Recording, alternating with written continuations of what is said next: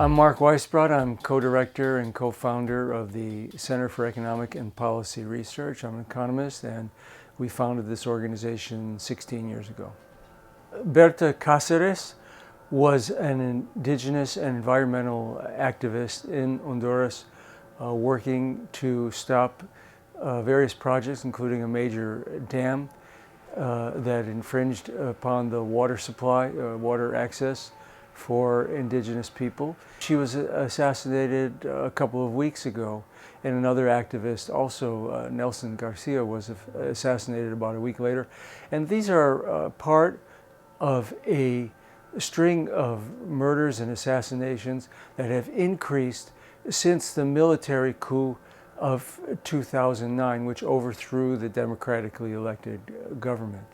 Poverty and extreme poverty increased, unemployment and underemployment increased, and the political repression increased enormously. This is all in contrast to the prior government, where there was quite a bit of social and economic progress, even though they were only there for 3 years, and President Mel Zelaya didn't get to finish his term. The United States had a major role in helping that military coup succeed and consolidate itself and produce the government that you have today, which is killing people like Berta. Hillary Clinton played a major role, and she actually admits this for the first time in her book, Hard Choices, where she said that she worked successfully to prevent the democratically elected president from returning to the country. And that was extremely important, of course, because that consolidated the coup, and she organized elections for the November following the June 2009 coup, which nobody in the hemisphere, practically nobody, would recognize. The OAS, Organization of American States, wouldn't even send observers. The European Union, Carter Center, wouldn't send observers.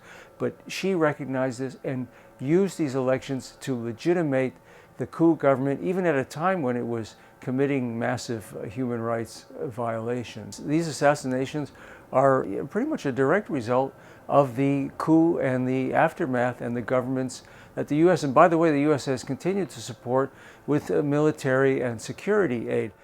Bernie Sanders has drawn a sharp distinction between himself and Hillary Clinton on the question of regime change, and this is an example of a terrible regime change against a democratically elected government, no less, that Hillary Clinton supported.